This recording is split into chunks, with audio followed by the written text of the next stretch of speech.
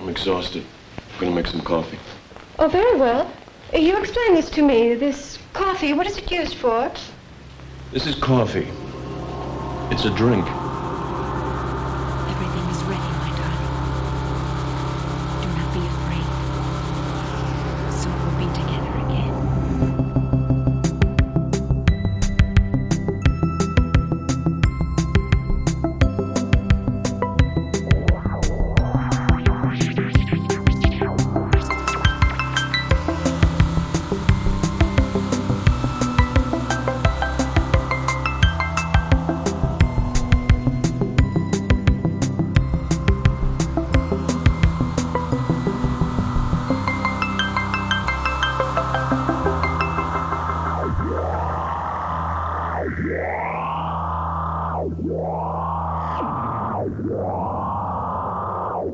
This sandwich tastes as dry as hell. Hello and welcome to Hello, This is the Doom Show. I am Richard. Folks, I'm here. I'm all marked up. I got marks. In fact, I'm so hyped about our movie today. I'm talking to Mark. Hello, Mark. Hello, Richard. And you can refer to me as Mark of the Witch if you want, because that was actually my namesake. My mother saw the film and then gave me the name. Okay, I'll remember that. Yeah. But we're covering a movie called Mark of the Witch from 1970, or just Mark of the Witch from 1970. Man, we are about to get our blue eyeshadow on, and we're going to talk directly to the camera a lot. A lot. But we're going to look fabulous doing it. I'm decked out as close to Jan Brady as I could be without breaking copyright laws. Mark of the Witch from director Tom Moore. Judging from the IMDb stuff, he was kind of in the same relative area as Charles B. Pierce in terms of Texas movie making. Mm-hmm. I certainly know his cinematographer was in that crew based on what he worked on. We'll get to that when we get to that. I mean, he didn't direct a lot. He only did the three, and two of the three I've seen, which Return to Boggy Creek. Yeah. You know, anyone clamoring for a Dano Plato film, there you go. Ooh. But the things he produced on, some of those were pretty, because Horror High, I don't know if you've ever seen Horror High. Oh, I have seen it. That's a weird one. Oh, yeah. I caught that late night on TV as a child, and it totally changed my world. Nice. And then, of course, The Town That Dreaded Sundown. Magic. Absolute magic. And then, did you ever see The Norseman, the one with Lee Majors? No, I just learned that movie existed today while I was looking at this. Okay, so it's a Viking film, except you'll see airplanes flying by the background, or you might see a telephone line every now and then. Oh, I need to see it now. Oh my God. It's pretty cool. Color me intrigued. It's pretty interesting. I mean, it's no Mark of the Witch, don't get me wrong. The Vivitch. The Vivitch, Mark of the Vivitch, yeah. Here is the lovely trailer for this movie. If the paint on your earphones starts melting off, folks, it's because of the frickin' wild synthesizer happening in this film. We'll talk about that when we talk about that. Here's the trailer. Pretty, popular, a nice girl. Meet Jill, tormented, evil, possessed by what?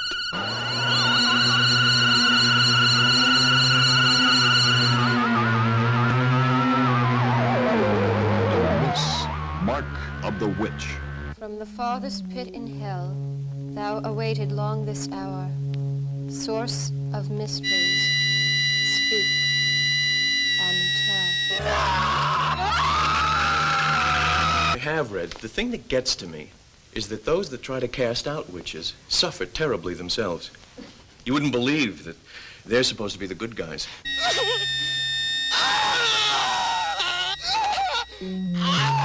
Jill, a passionate and lovely body, a mind steeped in the dark mysteries of witchcraft, and a burning lust. The man she loved 3 centuries ago. I've come to take you back through years of time. Get to the good part. What about sex? From innocent parlor games to deadly midnight rituals, a quiet college campus is terrorized by a depraved, evil woman 3 centuries dead. See Mark of the Witch in color, Rated GP. All ages admitted. Parental discretion advised. I have found on the internet system, very appropriately called Lone Star Video, VHS of Mark of the Witch, and it proclaims on the cover, "On campus, some burnt draft cards, others burnt witches." So there's no mention about bra burning. They just skipped over that. So that's the tagline, but here is the plot of the movie according to the VHS. On college campuses, students would experiment with anything that could bring them a thrill, but experiments can get out of hand. An innocent seance leads to frightening death when an overzealous co-ed takes the play acting too seriously. She then discovers that, in reality, she carries the mark of the witch. Color, 84 minutes. Distributed by Selecta-Tape. I want that one. We have selected Mark of the Witch. I missed a tagline here. Innocent co-ed or bride of the devil. Mark, I think I have discovered my new voice for podcasting. I was just going to say, I think you kind of need to stop that because there's something about that I'm really enjoying, like maybe a little bit too much. Mark, is this turning you on, Mark, when I speak like this? Does it sound? That's your answer right there. Does it sound anything like Donald Pleasance? What am I doing? Who is that? I'm hoping that we have matching little, almost like tapeworm emblems on our wrists now. So I know. Oh, you stole my joke. I'm sorry. It's okay, folks. We got tapeworms. Call the police. It's better than heartworms. When you do that voice, you're Richard Witchfinder General. Ooh, nice. What am I going to do?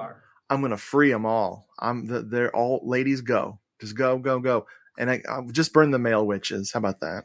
Yeah, do your thing, girls. That's right. You're going to start a war on warlocks. When you said "do your thing" just now, all I could think of was the most hated line in the Texas Chainsaw franchise. Do your thing, cuz. This was written by Mary Davis and Martha Peters. I love how this has all ladies on the screenplay. The cast, we have a guy named Robert Elson. He plays Mac Stewart. The professor is going to frickin' ruin everyone's lives by doing something really stupid. Oh, you need to be very specific when you say doing something really stupid, because this professor did so many really stupid things. I'm not quite sure what you're talking about. I think the only thing he does that is even remotely as intelligent is he resists the witch's attempts to seduce him. I think that, or maybe that's a dumb thing he did. Yeah, I think that kind of like set everything else in motion. Maybe he should have gone with it. Anyway. Now he's like a cool professor though, because he's like the kind of professor that like he'll pull the chair up and sit it backwards. Oh yeah, and he'll dude. tell you to call him by his first name, and he buys the beer for the party that all the students come to his house. That's probably going to lead to some bad things, as we see in this movie.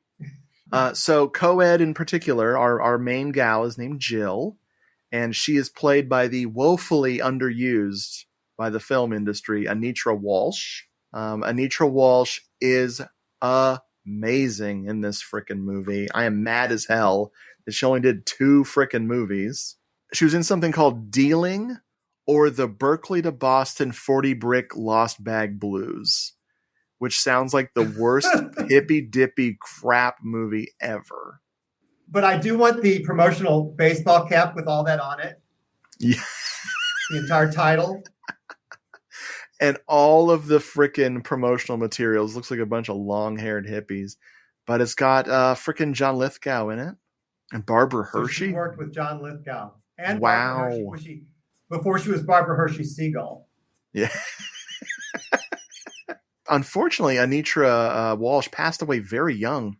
According to IMDb, she died in 1980 at the age of 32. See, I always hate doing these things because like in my mind, these people should just live forever and look exactly like they did in that movie. She absolutely lives forever in this movie because she is the literal best. Next up, we have Alan, her sort of boyfriend. This is Daryl Wells. His claim to fame, so far as I can tell, is that he's an uncredited role in Valley of the Dolls. We got Hack Gardner. We've got Jack Gardner as Harry. I might have shown my hand there. Jack Gardner. Yeah, I think so. Harry is totally an asshole. He never worked again, but he's very important to the story, as we'll see. Barbara Brownell, she plays Sharon. She's Harry's boyfriend. I guess girlfriend. She was a big-time TV actress and all kinds of stuff. Worked. And she's still doing stuff, too. Yeah, I think she works and has worked more than everybody else in this cast. Wow. Oh, she's in an episode of Highway to Heaven. And Folks, she did Caroline the City, so there's no more to read it. You're done. That's over. the pinnacle. Yeah, the pinnacle of acting. She wasn't in the Halloween episode of two Halloween episodes of Highway to Heaven, but I highly recommend them. They're great. Is that the one where Michael Landon becomes a werewolf? Yeah, they do the whole I was a teenage werewolf bit. Yeah. Marie Santel plays the witch. Her name, I've written it down, and I know I'm mispronouncing this. Margaret of Jourdain. That doesn't sound right, but that's what I wrote down. I'm pretty sure that's right, because she says it again and again. Thank you. I really wish this actress had worked again as well. She is awesome in this. Wide-eyed craziness, does a lot of crazy faces. You can't be in league with the devil without making some crazy faces. And eyeshadow and mascara. Probably the first witch ever to wear that. Yes, period specific. That's why the Vivitch was so wrong. It didn't have enough eye makeup on everybody. That was a joke compared to this. Exactly. It took me out of it. Like, where's her lip gloss? Where's her lip liner? Fake. I want my money back. Spoiler alert.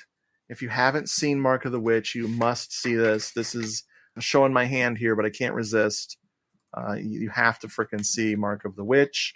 How easy is this film to get? To see it isn't too hard. It's on YouTube and other places. Blu-ray is out of print, so it's kind of overpriced now. But it's on Prime as well, folks. Give it a whirl. Let's see. I will say, no matter how much the Blu-ray probably costs, it's well worth it. Yeah, totally. 1,000%. The movie starts. This is a Presidio Productions. All I could think of was Susudio from Genesis. So this is Presidio. I like to call this Muddy Foot Fetish Productions presents, because these toes are getting dirty. Okay, so I'm going to do this quite a bit with this movie. This actress could easily be Piper Laurie circa Carrie. Oh, yes. Hey, we do see some dirty pillows later, so she's absolutely justified. Mm-hmm. This actress is so great. Dirty toes. She keeps saying Lancashire. That's very cute. I like that. So, Mark, tell me more about this witch's curse. Like, if you happen to be, burning a witch or hanging a witch, be sure you give her plenty of time to finish her entire curse. Right. Yes. Don't stop it. Don't pull that chain. Don't let her drop to her death. You want to hear every single word she's got to say to you. I shake my head. I just don't understand. It's like, has he never seen another horror movie? No, not back in, not 300 years ago. On his little black and white TV. Yep, that's right. Yep. Before they had color. No, she's going to take him down, and like all of his ancestors are going to go with him. Oh, I love it. I wrote down, this is some wide-eyed awesomeness here. You will hear me now, you good men of Lancashire. And you will remember my words till your dying day. Yea, they will be pondered upon by your sons and the sons of your sons until the last star gutters from the sky. They will ponder my words until they gibber in madness, and remember unto their unhallowed graves the curse I now lay upon the Stuarts. This is also a Walpurgisnacht movie, so if you're keeping track like Lietta is, add this to your Walpurgisnacht playlist. And then I go straight to hell because the credits come in and someone starts singing a cappella. There's that things. song. Ooh, Yeah, thank you. I'm glad you touched on it. Oh my God. I want to do the remix. I will happily sample all those vocals and just remix it, throw a beat on that. Because, man, other than harmonica, which is the worst instrument ever created by human beings, I strongly don't like a cappella songs. I appreciate good singing, but I prefer 2 or 3 singers harmonizing together if it's a cappella. That's amazing. Mm-hmm. One person, kind of like crackly voiced hippie, doing what is more of a shitty poem than a song. Like, what are we doing? What are we doing? It's the only thing about this movie I don't like. Because it's a 70s film, but that to me feels like a carryover from the 60s. Yes. What was the song from the Giallo? Your vice is a locked room, and only I have the key. It's like, mother, sister, woman, child. Da-ba-do-ba-do. You know that one? Yeah, I do. Yeah. I could tell you were tapping your toe to my rendition. I actually was. I was just hoping you would do it in your Witchfinder voice. Oh man, I don't even remember how to do that anymore. That was a long time ago. All right, so we go to a book sale, which is I was literally at a book sale today. It was so much fun. I love book sales. But this is at the Varsity Bookstore. We got some sexism from some off-camera males complaining about girls being too weak or not working hard enough. We put all these books in these barrels, which I don't know much about books other than having worked at a bookstore and have worked at a library for 20 years. You don't put a bunch of books in fucking barrels, you dumbasses. Oh, I have an idea. Let's ruin the entire first 3 layers of books at the bottom by crushing them under the weight of the books on top of them. Fucking duh. I don't want to be contradictory, but yes. I went to book fairs, and that's how they would do it. They would the barrels were like a really strong cardboard. Okay. And they were like, well, as a little kid, they were like up to my neck. And you had to dig through the books. And yeah, you were lucky if they had all the pages by the time you got to the ones at the bottom, because people just pick them up by the pages. I disagree with that practice, but I believe that happened to you. Oh, yes. And I'm sorry if that happened to you. Yeah. They would also display them on tables no matter the weather. So if the rain would pour in on the books, you bought a soggy book. Oh, you have to bring it home and leave it out in the frickin' sun? That's terrible. I thought I had it bad at frickin' Walmart digging through the movie bins. Some random unwrapped candy bar. That better be chocolate. Wow, man, if the chicks are going to have a book drive, they ought to be big enough to push the barrels. Come on, you guys. We need those books. There's going to be a party at the teacher's house, and someone says, how about that? A spook seminar. And this is where we meet Jill, and she is so cute and adorable. I just want to hug this person. I can't even process it. And her boyfriend, Alan, is the most clueless dork ever. It's perfect. But yes, they're invited to a party at Mac, the professor's house. Mark, tell me all about this frickin' party. If anyone wants to know what the 70s looked like, his swinging bachelor, Professor Pad, has it all. Nice. And not only does it have shag carpeting and paneling, but it also has a bunch of his own students. I mean, of course, they're college students, but they're all like drinking, and I think there's some like pot use and stuff. And they're all like doing different kinds of occult things. Yeah. So there'll be like a seance or like a tarot reading. It's very, again, it feels like kind of like a overflow of the 60s into the 70s, because when it all, like all the whole like mysticism and everything takes place. But yeah, you get great mini skirts and headbands and misogyny. It's all there. See, I'm wondering if this was filmed earlier than the 1970 release date, because you're so right. It is straddling that frickin' late 60s, early 70s stuff, and there's not enough like beards and really long hair. It's like all these college students that are figuring out, oh, I'm just not going to cut my hair anymore. I want to look like the Beatles. It's not like, oh my God, the Beatles broke up and my hair's down to my ass now. Yeah, no, it really, like, I'm not joking. In my notes, when I put down, like, she's Jan Brady, like, it easily looks like either the Scooby and the Gang kids could be there or the Bradys could be there. Yes. With the outfits, because you've got the high-waisted dresses and things. I think they're called an empire dress. Just really weird, odd fashion. Lots of ponytails on women who are probably too old to be wearing them. Yeah.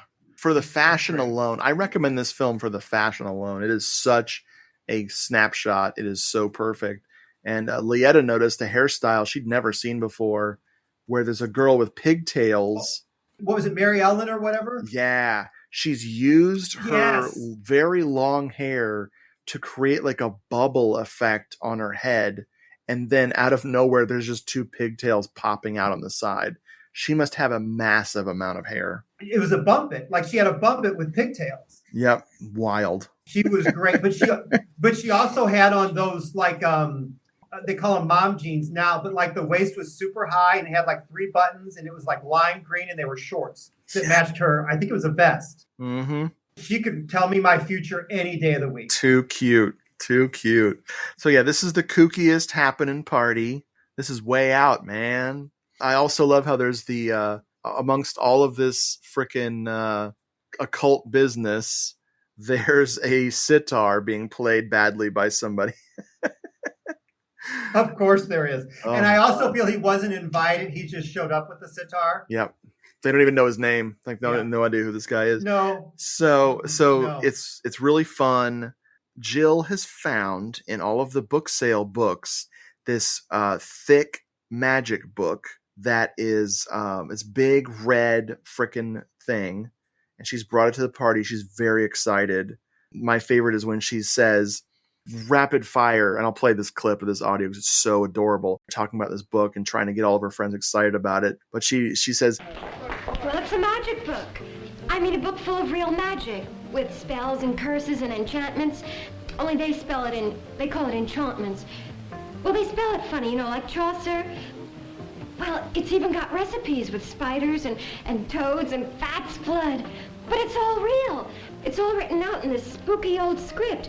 It must be 1,000 years old. I have that in my notes. She's so excited. Oh, man.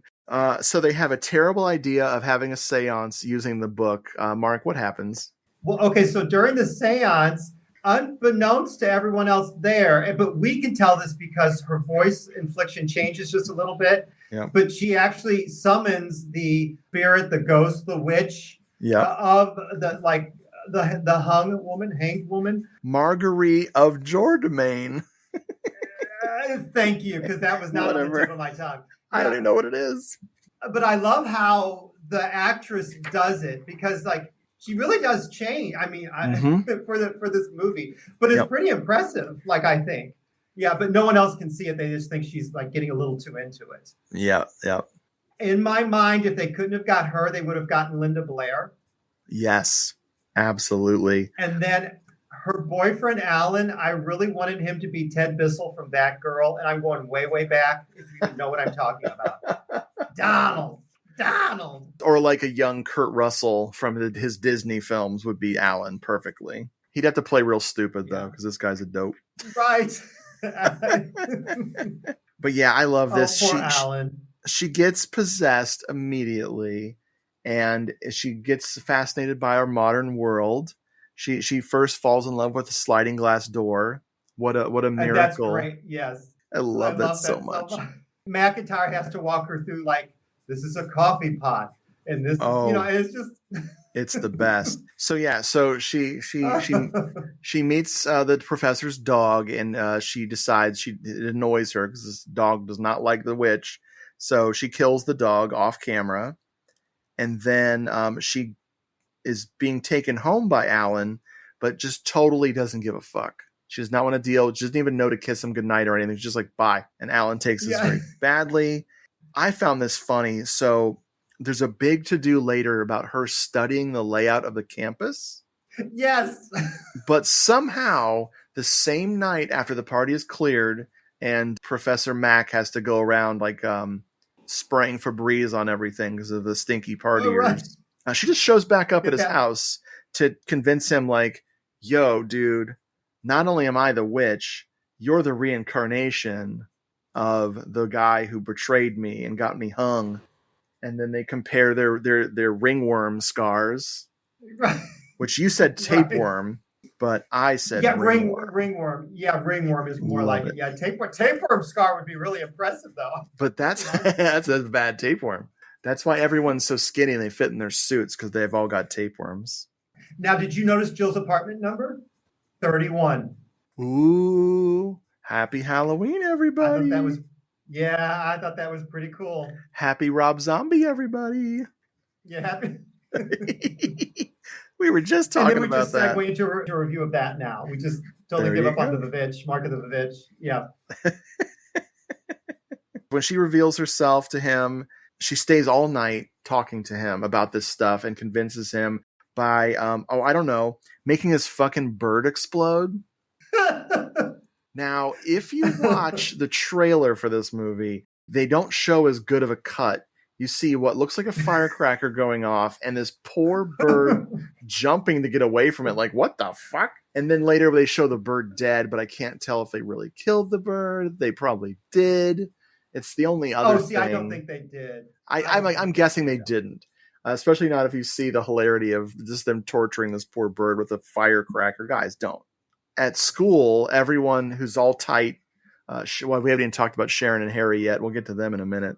They notice that she didn't come back. She's late for school, and also the professor's late for school, which is amazing. None of these dork-ass people can put two and two together that maybe, since two people who are never absent are just not there at the same time. Like, funny.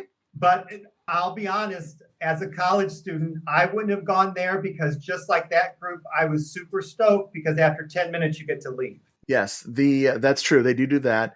The class is full of all kinds of kooky characters, but no one's so kooky as our pals Harry and Sharon, or Sherry or Heron, if you want to combine them. He's a latch, and he's already flirted and failed miserably with Jill as possessed by the witch. And Sharon, for some reason, wants to be with this hairy guy. He's so creepy. But she's also super flirtatious as well. They both are very flirtatious people. Yeah, she's flirting with Alan pretty hard. Well, just at the party, like they're dropping ice down her back. I don't know. They're both just very... But did you notice when they all get up to leave in unison, the camera is at their crotch angle? Yes. What was that? It was I so think weird. What happened is they wanted to dub all that later because maybe they couldn't get a good sound set up for this exiting the classroom scene.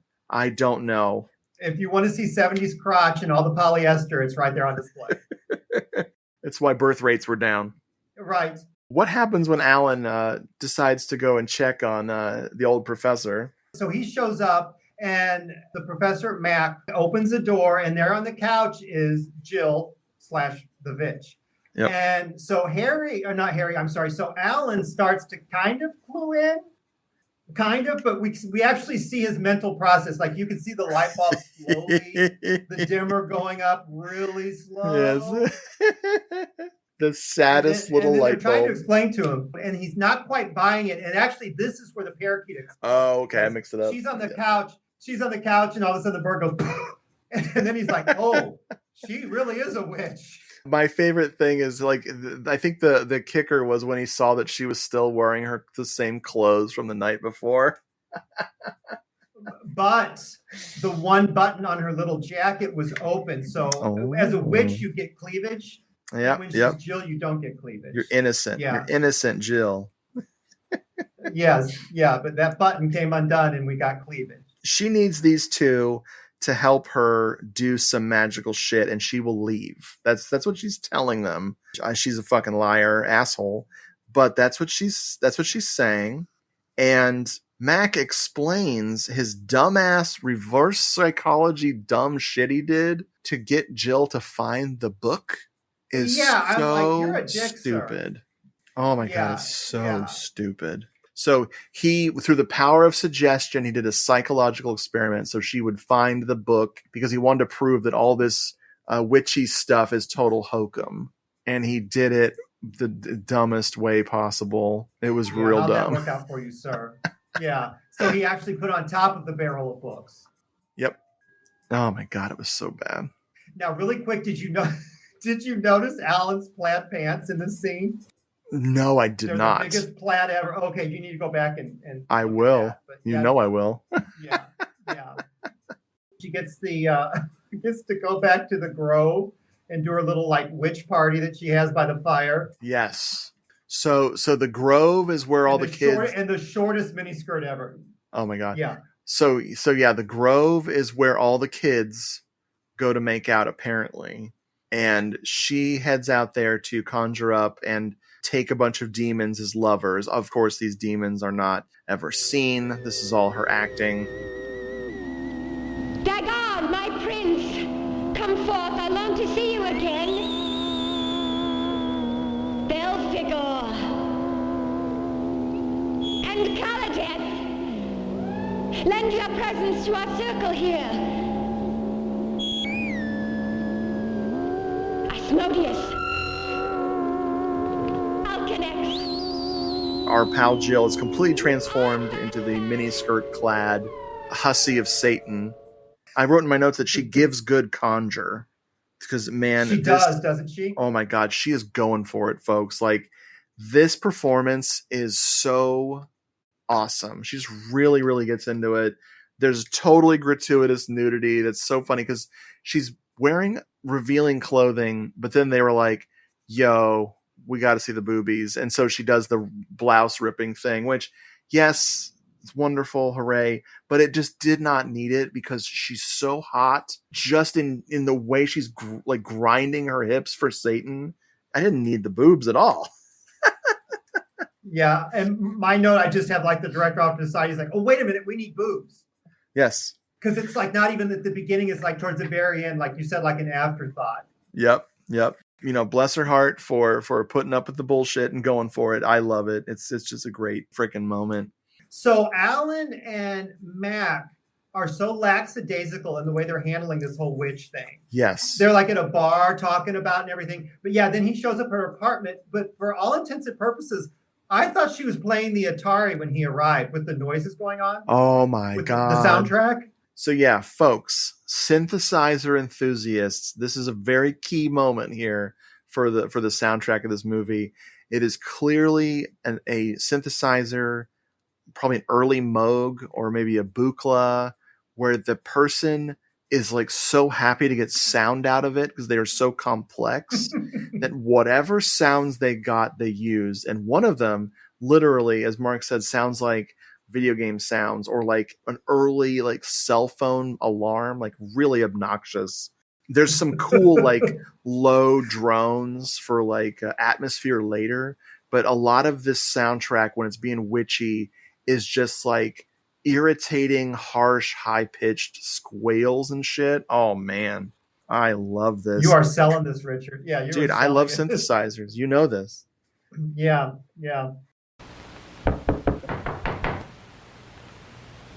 Jill?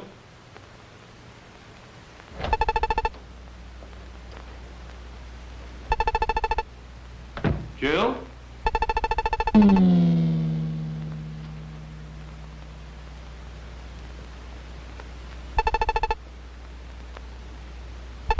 Jill?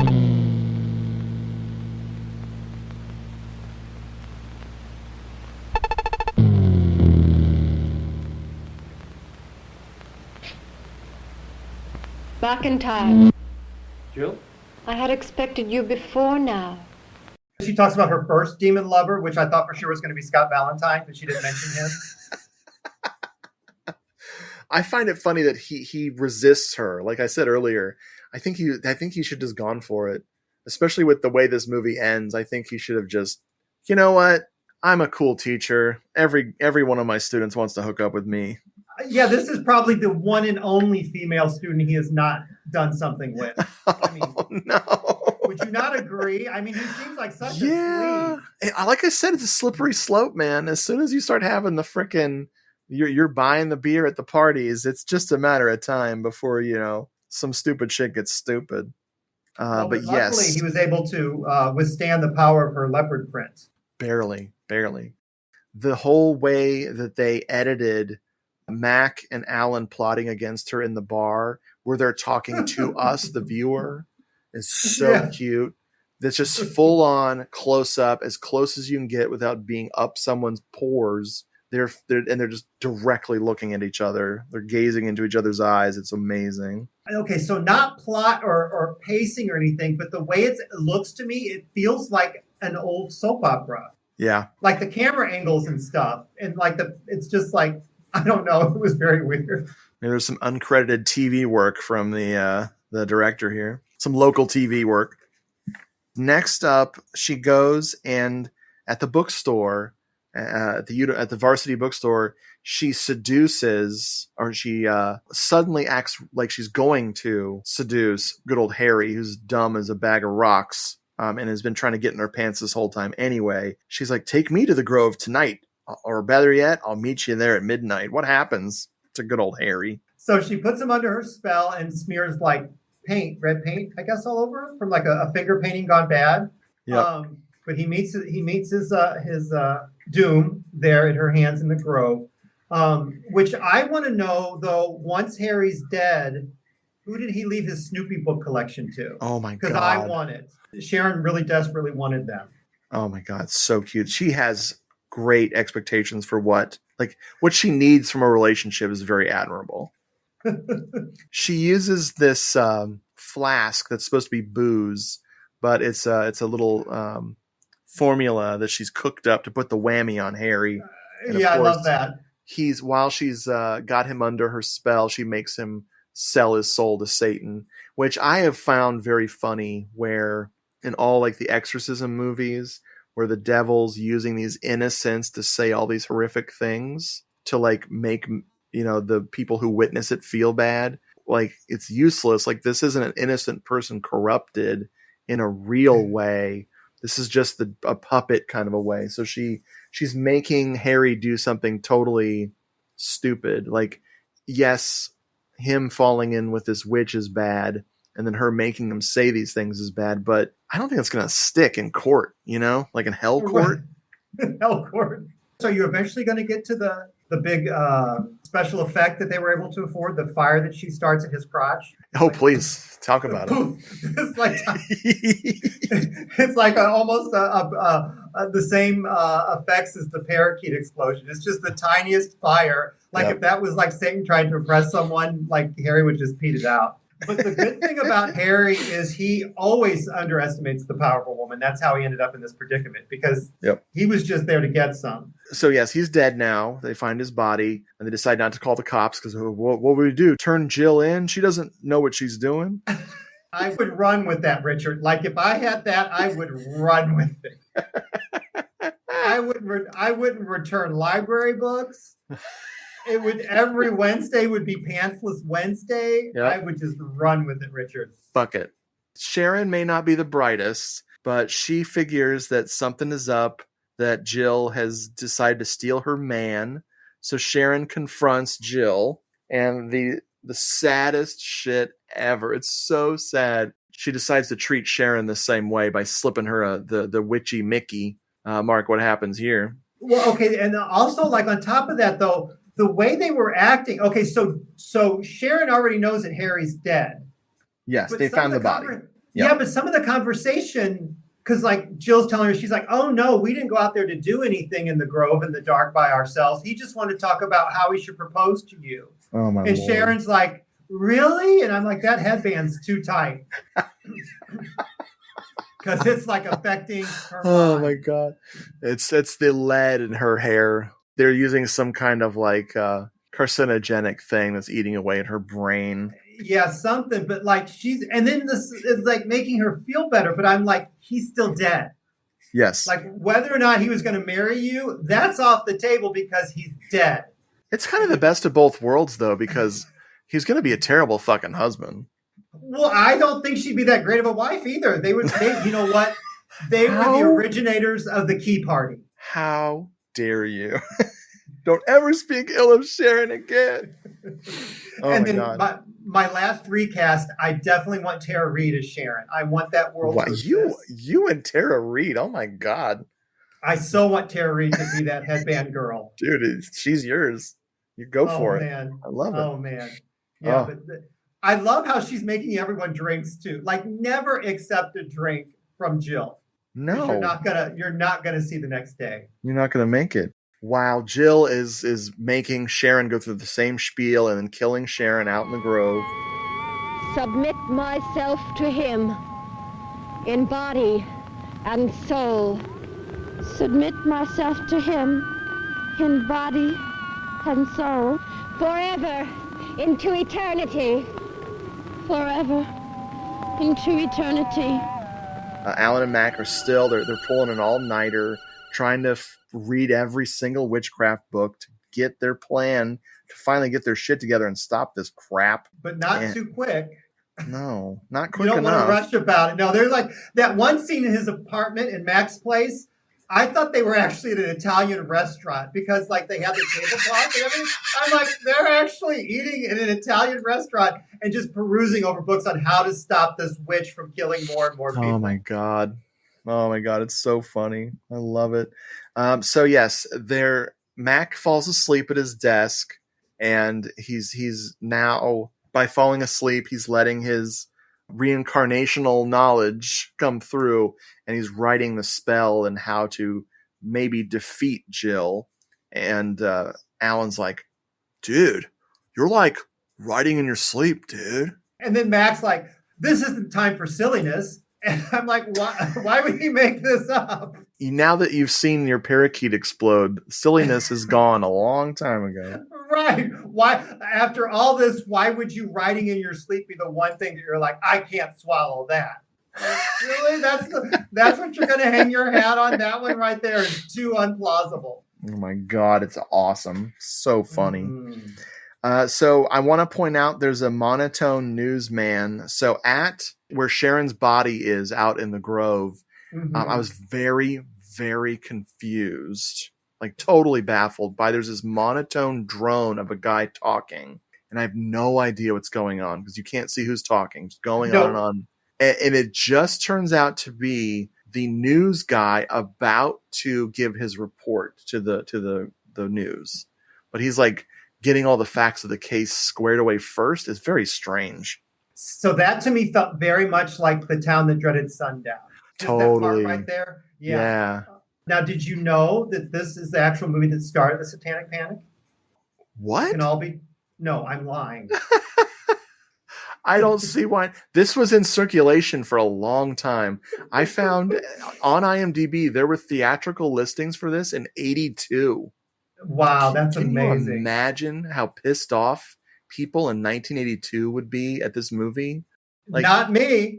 No, I know. I'm not talking about like normal people like us. I'm talking about weirdos who wouldn't appreciate this. But like in the era of the slasher and the gore splatter, like this, like we're going to talk about a film that this was paired with that I want to recreate one night. But can you imagine seeing this and like John Carpenter's The Thing the same night? Like, I was thinking this and The Exorcist. Yes. Oh, this and Exorcist too. Oh, there you go. That all balances out, actually. And then they sneak in Abby. They sneak Abby in at the end, so it's actually a triple feature they don't tell you about. Exactly. So, Mark, let's get to this showdown here. Let's freaking do this. What happens when when Alan and Mac finally get their shit together to take on evil Jill? Well, they're the most nonchalant witch hunters ever. You may have to help me with this, Richard, because I still don't quite understand this. But they're going to use science to fight the witchcraft. And by science, I mean electricity? Yeah. Yep. Okay. So early on, there was a throwaway comment about taking the crucifix down at the party. Yes. Well, the crucifix comes back into play because they invite Jill over to Mac's pad. And they're going to do another like reenactment of the seance thing. But they don't need everyone there. They just need tokens of the people. Which is so weird to me. That's an interesting detail. Very strange. Yeah, she's like, oh, a shoe will do. Or, I'm thinking, are you going to go back to Mary Beth or Mary Hart or Alan or whatever her name was to be like, can we just have your Dr. Scholl slip-on wooden clog for just a minute? We're just going to perform a seance. No, you don't have to be there. I just need that shoe. It's actually better if you're not there. Right. Right. And then, of course, Alan, Mac is like, you don't even have to be there, Alan. He's like, oh, no, I'm her boyfriend. I've got to be there. So I am in it to win it, bro. yeah, so Alan's there with his sideburns. But then they're doing the ritual, and then now I thought this was kind of cool. Then all of a sudden, and I still don't quite know how this happens, the crucifix gets, like, the light is reflected off the crucifix right onto the center of Jill's face. So like the horizontal arms go across her eyes, and then vertical, like right down the middle of her face. And then she starts doing that thing where it's back between her and then, like, I can't say her name because I don't remember it, but you have it on the tip of your tongue. Margaret of Jordanmain. Now you're a sex worker with a cigarette when you say it like that. You're not the witch finder anymore. But whatever. And then, like, they flash back and forth, and then she gets pinned to the wall somehow by the force of this. Yes. It makes no sense, Mark. It's great. No, because I'm still trying to figure out the electricity part, which that's not working for me. I still don't understand that. Yeah, they just had a bunch of wire that he was going to do some shenanigans with. I guess. But then eventually, I mean, do you want me to just keep going? Please, let's hear it. Okay, because then eventually we go back in time, and then we see Mac watching her, and like he was in league with her. So he was going to let her take the fall for all this, but he was just as much to blame for the whole witchiness as her. He actually gets the noose around his neck, and he is, take off the mortal coil as well. Yep. So it's like a change in history. So yeah. Right? Time travel. Yes. Time travel. We get time travel. Right. Bonus. Yeah. And that's the end of the movie. It just ends just so abruptly. The end. So abrupt. So does she stay Jill in the present time? Does Alan have to deal with it? Did all of Mac's family vanish from the earth? Like, is there a paradox now in time? Will they get a grade for the course if their teacher no longer exists? Sure. Yeah, you get a C plus. I don't know. The whole ending is just so confusing. I'm so glad you had something, because I was like, wires, crucifix. Yeah, I wrote Jill attacked by pretty lights. That's my entire. Well, and we also, to me, not that we're a stupid audience, but like there was something to be said for Nancy, like the actually showing Nancy set everything up for the demise of Freddy Krueger. Sure. But all we get is electricity, like science versus witchery. Yeah. And then all of this. We don't see anything set up. That's why I'm clueless on kind of how the whole like electricity thing came into play, other than maybe a light came on. Very weird. Oh man. So yeah, that's the whole movie. Just a little bit of trivia about this thing. I found a poster not a poster. I found a newspaper ad where Mark of the Witch was playing with Hercules in the Haunted World. Mario Bava with Mark of the Witch. Can you imagine? Awesome. I want to recreate that so bad. That is so cool. This was filmed in Dallas, Texas. The Southern Methodist University and the Texas Christian University, Fort Worth, which makes me wonder if this was like supposed to be, did they get money for it as a Christian scare film or something?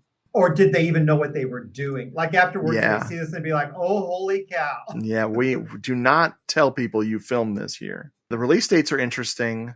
So this was, in theaters in the 70s. And then it was also reappearing in the early 80s. Just brilliant how cheap drive-in and grindhouse theater people were. They just re-release anything. I love it. The cinematographer is Richard Bethard. And we talked a little bit how he shot Return to Boggy Creek and The Norseman, Play Dead, and some other things. Texas movies. I love it. The soundtrack, the guy who did not know how synthesizers work, was Whitey Thomas. Whitey Thomas's his claim to fame after this was he did the music for the Rape-tastic Nail Gun Massacre. Oh my gosh, the Nail Gun Massacre. Wow. I haven't thought about that in eons. It's one of those movies I want to love because it's so insane, but it's just a little too effective with the rape scene. It's like, it's a little very unpleasant to behold. Well, I didn't even realize that's what I was going to get. Exactly. Like when I didn't realize it was a revenge flick when I started, spoiler alert, when I started it. So one of the screenwriters was also a producer, which is why I was getting confused. And that was Mary Davis. She actually wrote the screenplay for SF Brownrigg's Scum of the Earth, aka Poor White Trash 2. Folks, if you're interested, one of my all-time favorite Doomed Show episodes is me and Brad doing the SF Brownrigg Super Show. So check it out, folks. In the archives and on the YouTube, on the Doomed Movies on YouTube, you can listen to that whole episode. It's great. I'm very proud of that show. Yep. Hello, Cheese. This was released it had a DVD release as an exploitation cinema double feature. Ooh. And the other one that it was released with on the DVD is Devil Times 5, which I love that movie so much. I've always said this. I'm going to keep saying this. I want to love that movie.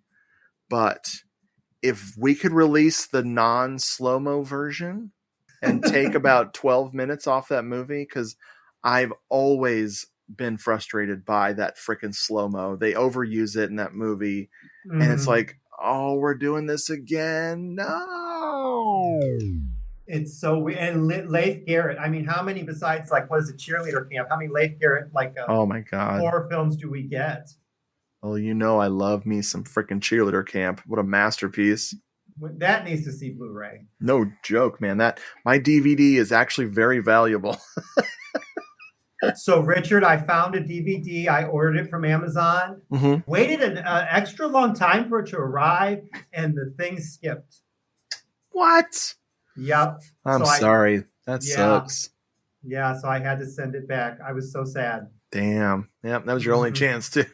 Right. Right. Hi, I'm Raquel Welch, and you're watching me on Quasar 2 Color TV. Quasar 2 by Motorola. It has the improved picture tube for sharper, clearer color. The works in the drawer help keep it that way.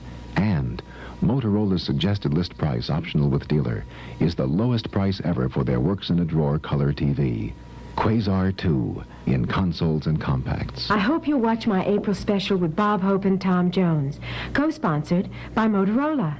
So, Mark, how do you feel about Mark of the Witch? Even though it's not just that it's your namesake, how do you feel about it? I love the thing. If you at all claim to be a fan of witchcraft films or 70s horror and you've not seen this, I don't know what you're thinking. You need this in your life. It's amazing.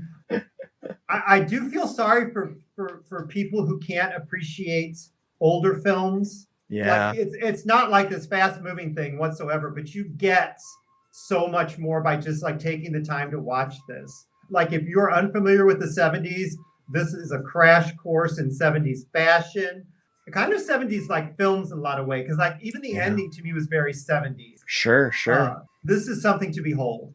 And I think you would really be doing yourself a disservice, I think, as a fan of horror, not to see things like this. Yeah, it's the dialogue, too. All the dialogue is just awesome. It's so fun. It's pretty awesome. It's pretty cool. Yeah, I agree with you. But yeah, this has an infectious energy to it. It's cheap and cheesy, but clearly made with love because of those little details. As corny as things can seem, the little weird stuff and the mechanics of the witchcraft and the rituals and all that really were well thought out by somebody. I don't know how accurate they were in terms of capital W witchcraft, but it's just such a force to be reckoned with. I absolutely recommend this. Maybe pair it with what is that movie? The Velvet Vampire? Oh, interesting. Okay. Yeah. I think that'd be really fun to pair that with this. I can't believe how vibrant the print on this is. They must have used some miraculous film stock. This just eats up these colors and just blasts you with them. Well, that's the witchcraft. Yeah. I wrote in my notes that the fashions are Mark-tastic. They certainly are. I see a lot of opportunities for your cosplaying here. Honestly, I got to say it again. Anitra stole my heart. Jill is I can't process how cute she is as Jill. And then I just love her turn as the witch so much. She really brought this. And I honestly, really wish she'd worked more in some other movies. It's shocking. I'm glad that Sharon ended up having the big career. Good on her. Yeah. She was, and still working to this day. That's crazy stuff. You did mention you weren't sure how accurate it was, but you know Anton LaVey was on set every day. Yeah. He has a wig on. He's like the big fake sideburns. He's one of the guests. He was Alan. Anton LaVey as Alan. Yes, the two screenwriters were witches, and he was a good boy before they seduced him and turned him into the Church of Satan guy. Yeah, we know how that goes. Yeah. So before I let you skedaddle and get back to your party with your palm reading and your Ouija board and your phrenology, whatever else, your sitar, Mark, what is a recently seen and loved movie? Could be a first-time watch or an old favorite. What do you got? So this is one of my favorite subgenres. I love witch films. Yeah. So I kind of went back and I thought, what would be cool to watch with this particular film? And I totally love George A. Romero's Season of the Witch. Oh, great movie. Great. 1972. Takes it a little bit more seriously, I think. Mm-hmm. Oh, absolutely. But it would still go well with this one. But then on the flip side, for those people who are wanting a male witch movie, I also came up with, from 1971, it's King of the Witches. Stars Andrew Prine. For any Andrew Prine fans out there, there's a Playgirl that you might want to check out with Andrew Prine in it. And you'll have a totally different look at Andrew Prine if you know what I'm saying. The pride of Andrew Prine. Yeah, he was a big man on campus, if you know what I'm saying. But yeah, I love Simon King of the Witches. Have you seen that one? Let me refresh my memory. It's kind of a lot like this, except he's like a bad witch is a warlock. If I'm not mistaken, he lives in a basement apartment. So it's kind of got a weird Laverne and Shirley feel to it. Just in the setting, not like the movie itself. He's a real big sleaze. I would really recommend this one. Maybe do all three. But, this one and the Mark of the Witch might be a kind of a fun pairing because you get the female and the male version of the two. Nice. But Andrew Prine is fine as he's rocking the the grown out Mike Brady perm with the beard. It's pretty awesome. I will watch it. I will absolutely watch that. For my pick, I watched something with my pals and Movie Party Crew. Every month we have a little Doomed Movie-thon Discord server, and we pick a movie and we just chat about it while it's playing. And we watched Surf 2 from 1983. Surf 2 is a parody, and the full title is Surf 2: The End of the Trilogy. It is a goofy, zany, prop-heavy comedy, sight gags, and it's real stupid. Real stupid. Now, so it's 83? Yep, and it's got 83. It's got Eddie DeZen. Eddie DeZen. And it's got a young Eric Stoltz. Wow. But it's got Lyle Waggoner. I love Lyle Waggoner. Dude, it'd be weird if you didn't love him. Cleavon Little is in it, and Ruth Buzzy is in it too. Oh my God. Tom Villard. Yes. I love Tom. And it's got an actress I never knew I had a crush on until this movie. Her name is Lucy Lee Flippin. She's a very strange, bird-like actress who was in a bunch of TV stuff and a bunch of movies. But it was this movie that I was so excited to see her. I didn't realize she was in it, that I unearthed this memories of my childhood having a crush on her. Really? I love Lucy Lee Flippin. She's awesome. But that's what I'm into. But yeah, Surf 2, we watched the director's cut. Vinegar Syndrome has the director's cut. It's too long. A comedy like this needs less breathing room. It needs for the sequence where the whole movie comes to a complete stop to be cut out, and I assume that's what happened in the theatrical version, which I'm going to check out next time. But yeah, my only issue with it was too long in that director's cut, but it might be a new favorite. There are parts of that movie I wanted to live inside because it's so freaking awesome. Huh. Interesting. Yeah. Recommended. Real quick, and I'm losing the name of it. There's a Lyle Wagner movie where I'm pretty sure he just signed on to it without reading about it, or he just needed the paycheck. But he's married to a woman who's a necrophiliac. Oh. Is it Love Me Deadly? It's Love Me Deadly, yes. Love Me Deadly, 72. Holy shit. That is the weirdest movie, and it's so strange. Oh, yeah. I do too. But I don't know how he ended up in this film. Because it's so on Lyle Wagner, you can't even imagine. Like, it's not the Lyle Wagner from the Carol Burnett show. It's not even the same universe. No, not at all. Not at all. No. That's a strange one, too. I love that one. My favorite Lyle Wagner moment, aside from Murder Weapon with Linnea Quigley. Oh, yes. Is his cameo in Golden Girls, where he plays himself. He and Sonny, of Sonny and Cher fame, are trying to fight over Dorothy. He bursts in and goes, "That's right, it's me, Lyle Wagner." Amazing. Now, do you know that it was supposed to be between him and Adam West for Batman? No, I did not know that. Yeah, the TV show. Wow. How different would that have been? I wonder if he was mad about that. Makes you wonder. See, to me, looks-wise, Lyle Wagner looks more like what I picture Burt Ward to look like. And he could do comic booky too, but it would have been so different. It would have, because I don't think he's got the comedic timing that Adam West had. Having seen him on the Carol Burnett show a lot, I kind of disagree. Really? See, because I grew up on the Carol Burnett show. He always seems so kind of wooden to me. I don't know. I just love it. Well, yeah, okay, you got me there. He is the pretty boy. So I was just going to say, he was hired as the pretty boy who was kind of like the straight guy. Him dressed as Dracula that one time was very funny. Anyway. No, I grew up on Carol Burnett. Yeah. Yeah, it's all on Tubi now. We watch it all the time. Oh, I love Carol Burnett. Well, folks, thank you for listening. Mark, thank you for letting us watch the documentary about your life. You know what? Mark and the Mascara. Bye, folks. Au revoir.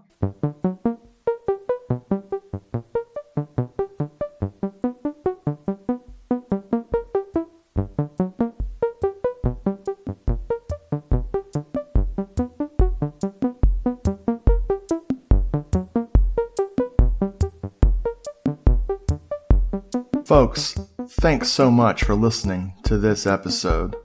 If you'd like to write into the show, send an email to doomedmoviethon@gmail.com or hit us up at doomedmoviethon on Instagram or at doomedmoviethon on Twitter or at doomedmoviethon at Discord, or go to Hello This Is the Doomed Show on Facebook and message us there.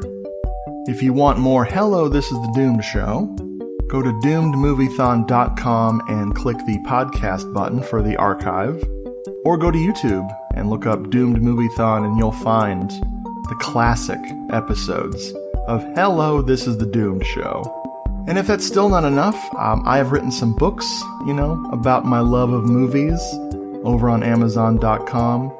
Just look up Richard Glenn Schmidt and you'll find Giallo Meltdown, a Moviethon Diary, Giallo Meltdown 2, Cinema Somnambulist, or Doomed Moviethon, the book.